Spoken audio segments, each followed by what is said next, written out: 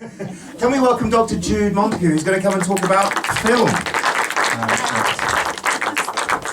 Hello, everybody. So, I actually haven't done my PhD subject for ages. This is a little extract, and yeah, early film.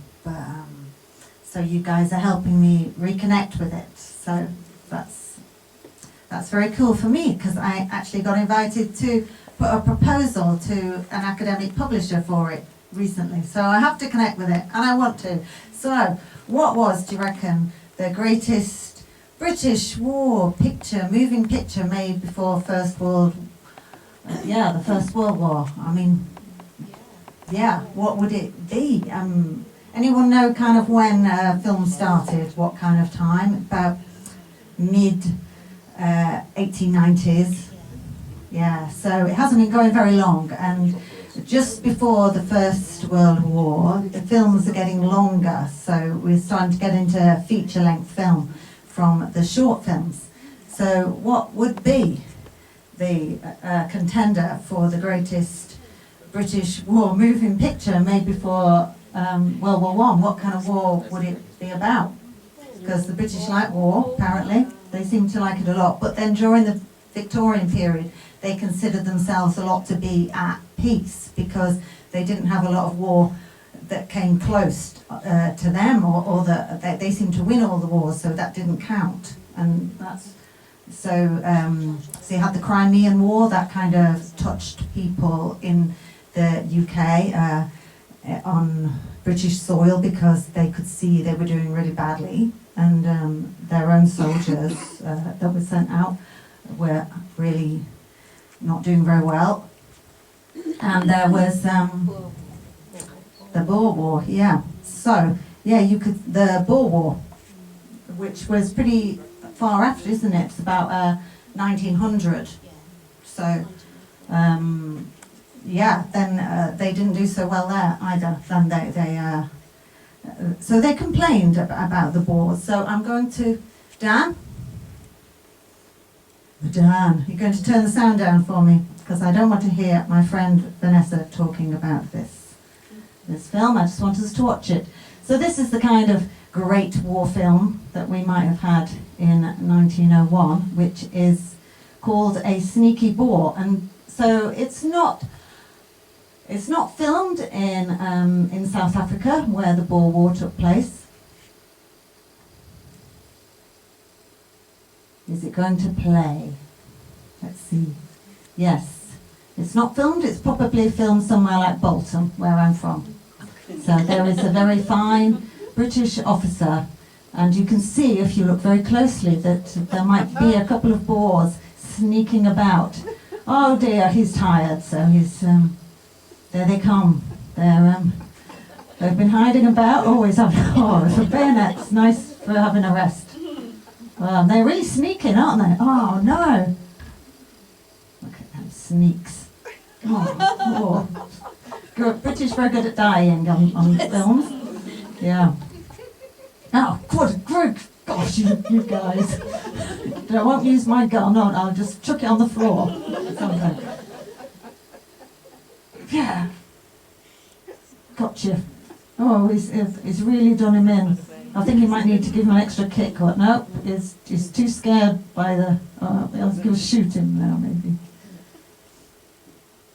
But this is the kind of high drama that we had in the days of short films, and it got cinema audiences completely riveted.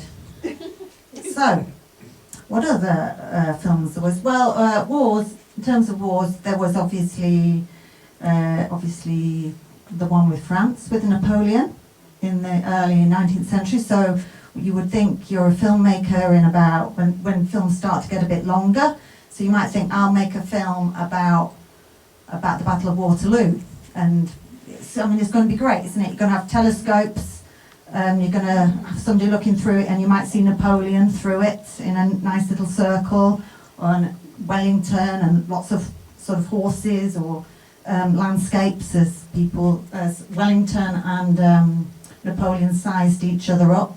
And I think I don't know if you ever saw Sharp's War. In the last bit, they see Napoleon in the distance on the hill, and I think that reminded me a bit. That reminded me, probably not anybody else, of British and colonial film from 1913 about the Battle of Waterloo. This is a really huge film, 1913, about the life and times of Queen Victoria, and it is a long time until Queen Elizabeth outdid her.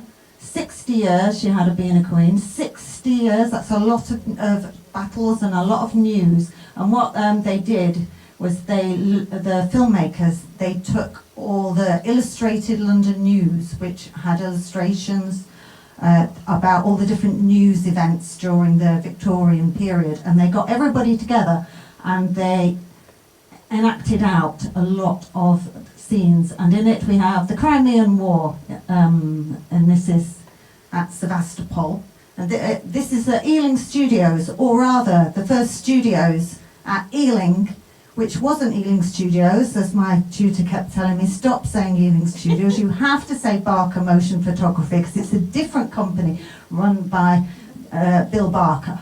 So he is one of the producers. The other one was a guy called G.B. Samuelson, who came to him with the idea. He was a Jewish immigrant who was really into the royals. Bill Barker wasn't so into the royals, but he said, they're my head of state, so I have to go with them. And actually he filmed them quite a bit. He was a real working class guy. Anyway, they got together in Ealing Studios, Barker Motion Photography Centre, and filmed in the park the Siege of Sevastopol. And I think they did a pretty good job. I mean, the film's lost, but these are from the book of the film, the souvenir booklet. Now you've got some other great Victorian disasters. The General Gordon. Who doesn't remember General Gordon? In fact, my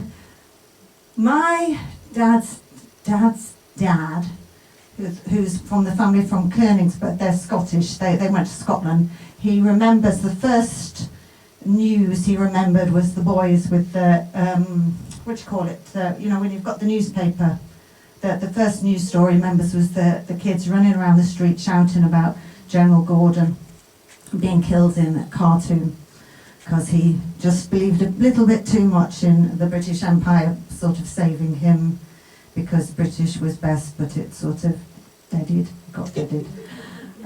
So there were loads of fictional war films, because I was a bit factual. So what have you got? Well, Scottish family, Scottish people, we love to fight. So Ivanhoe, that has lots of fighting. Maybe it's not so much war, but it's just fighting, that's good. Jousting, lots of wearing armour, looking really good. That's very, very much considered like a big scale film, big scale spectacles. Like spectacles, fighting is good for spectacles. King Charles I, not Charles II or Charles III. King Charles I, this is from a book that was written from somewhere near here, Ovingdon Grange, if anybody knows it. You might know it because it was the home of Steve Coogan, who wasn't allowed to have a swimming pool.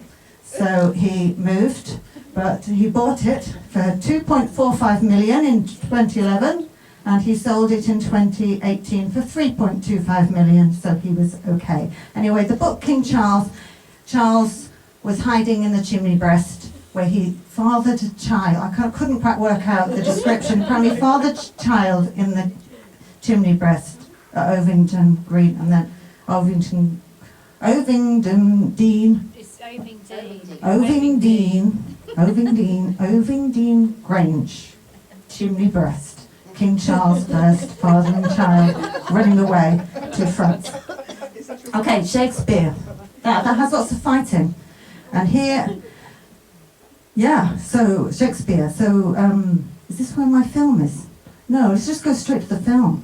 This should have sound. It's an example of a later film, obviously, 1955, Laurence Olivier, showing how it's done. Fighting, running away, losing. There might be a bit, how do I scroll through? There's no bar. I'm just going to scroll through. and His bar horse is us. slain, and all on foot he fights, seeking for Richmond in the throat of death.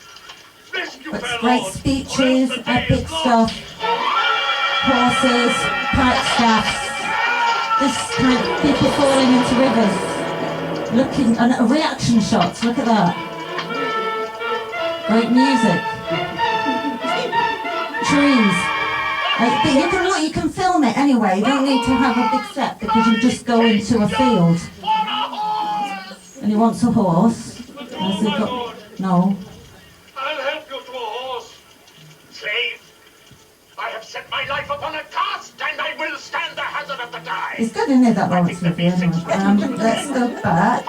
So, we're not going to have Richard III. There's another contender for another Richard III film, or a play that can be made into a film. It's Jane Shore. Who remembers Jane Shore? Nobody, right? That's what I expected. So, and there it was. She was big news. She went out with Edward IV. She was Edward IV's mistress, and of course, Richard III is the baddie in this story, because it is the time of Richard III being a baddie as well. Edward IV, king, end of the War of the Roses.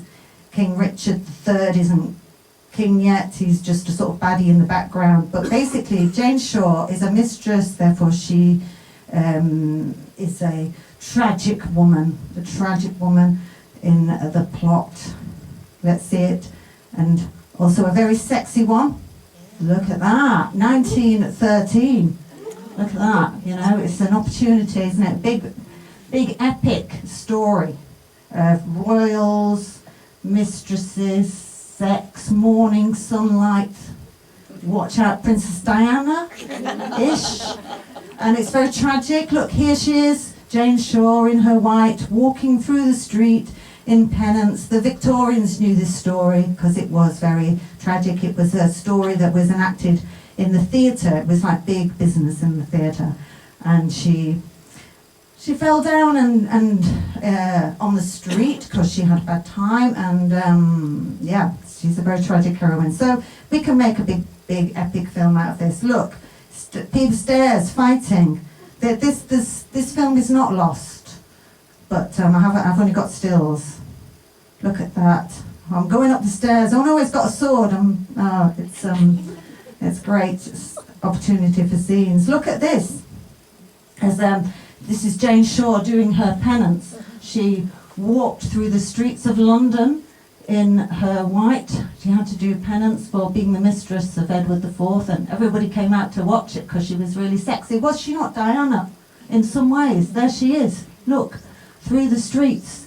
Oh, ha-ha, laughs her evil, the evil person. Ha-ha, look at you, Jane Shore. How the mighty have fallen. Yeah.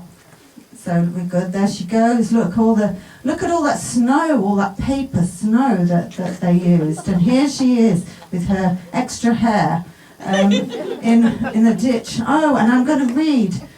Where is my poetry? Where's my little bit of my poetry as I am Jane Shore? And I must die in a very dramatic way because, and some people say Shoreditch was named after her because she died in a ditch and her name was Jane Shore, so it's an obvious thing to think. Let's just have a little read of this. Enter Jane Shore, her hair hanging loose on her shoulders and barefooted. This is from the play. Jane Shore. Alas, how can she say that? Because that's her, no wonder. This doesn't make sense. Okay, so let's just do it. Alas, she raves, her brain, I fear, is turned. In mercy, look upon her, gracious heaven, nor visit her for any wrong to me. Oh, I think she is saying this. She's gone mad, that's right. Sure, I am near upon my journey's end. My head turns around, my eyes begin to fail. You can see this is a huge hit, this was, on the Victorian stage. And dancing shadows swim before my sight. I can no more. Lies down. Receive me, thou cold earth, thou common parent, take me to thy bosom and let me rest with thee.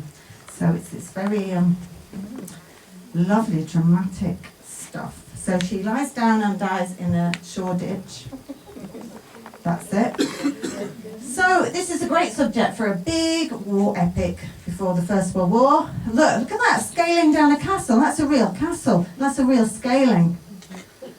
I'm impressed by that because that's I don't think it's a dummy. I think it, yeah. So it was full of these dramatic locations, for which there are many to pick from in this wonderful land of castles. And where's this then? Very close, 5 miles north of Brighton. It is Devil's Dyke. It is the steepest dry valley in the world, is it not?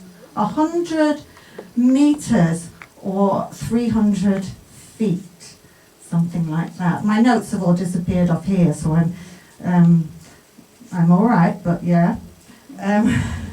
Not suitable walk for children or those with heart conditions. That is super steep. I think what happened is the chalk kind of slipped and there was sludge and it became the beautiful V shape that we see today. Do you guys know Devil's Dyke? Yeah, it is steep, isn't it?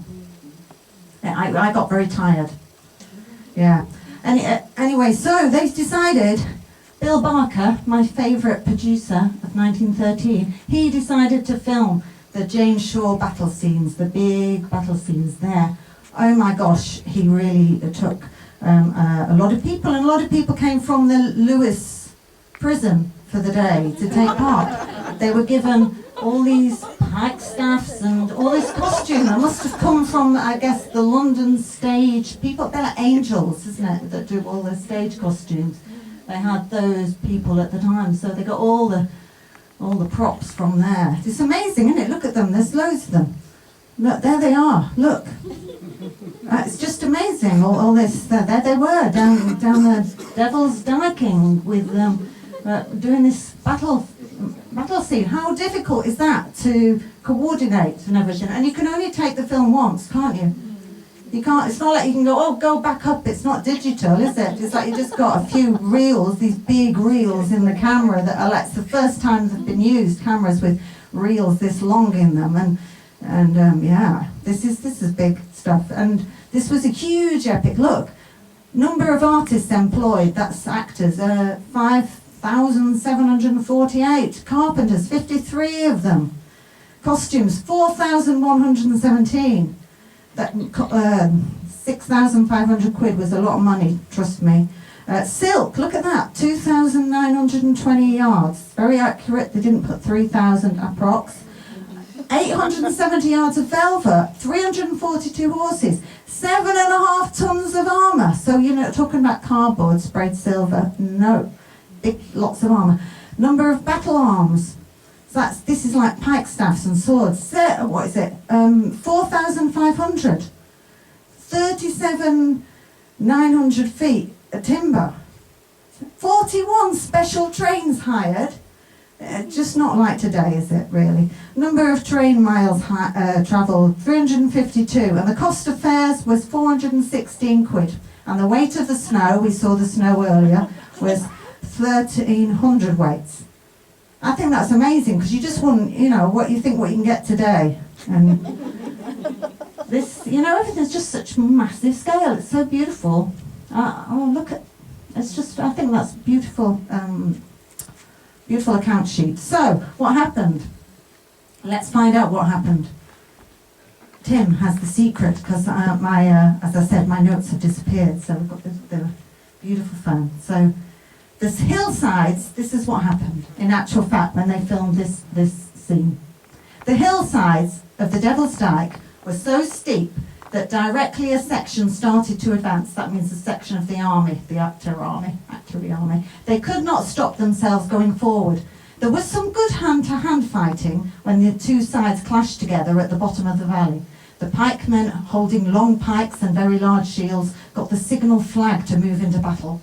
Owing to the steepness of the hills, a few pikemen got into difficulty right away, until one thought of a brilliant brainwave, placing his shield down on the ground at the top of the hill, downing their seals, they all sat on them and started to slide and fast down like a load of canoes, shooting the rapids. And when they reached the bottom, they just went for it, hell for leather.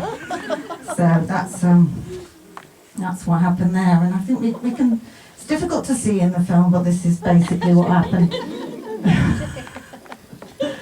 Yeah, I wish there was some, I wish I had a really clear shot. I might have to just reenact it myself one day, I think, up there. And then a lot of these extras, or there's a sizable a lot, were from Lewis, who came out for a pint of beer and a bite to eat, and dressed up in pike staffs and stuff.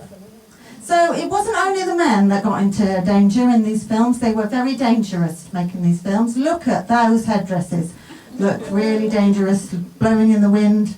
Yeah, it was perilous with those, and they did talk about this, how perilous their headgear was. It might knock a cup off or something. So, yeah, oops, there's another one, can you see a bit more clearly here, I think, possibly a little sliding action. So, it was great playing at war, but this was 1914, but it was the summer. This was filmed in the summer of 1914, this scene. And the film didn't come out because war broke out instead. In August. So it was shot in July 1914. War broke out in August, very beginning of August, and I think we're going to have a little quote just to sort of show how unexpected it was that war broke out. This is somebody from Rottingdean who was 14, and he said, "I remember so well, looking back, I remember so well that the one and only hotel at Rottingdean, they had a waiter or somebody who was a German. And when the news came through by telephone to say that war had been declared against Germany, I can see him now rushing out into the road there and then, wringing his hands and in his guttural English saying, 'It is madness.' He was really shocked." Yeah. I thought that was, yeah. So, there was at this time, everybody thought in the film business, maybe we're going to have a film industry. We're going to have a film industry that's going to compete with Hollywood, that's going to compete with the big Roman epics that they made in Italy, that's going to just compete on an international scale. Bill Barker, he went to America. He was with the independent filmmaking companies that were taking on Edison and the MPPC. He was with a lot that went to Hollywood because they were running away from Edison and his patents that were trying to keep film down. But no, we had war instead. Isn't that British? So, sorry, I've gone on. That's okay. That's fine. Yeah, so. Is that? Yeah, can we thank Dr. Jude? Excellent. Okay. No, we say in terms of right.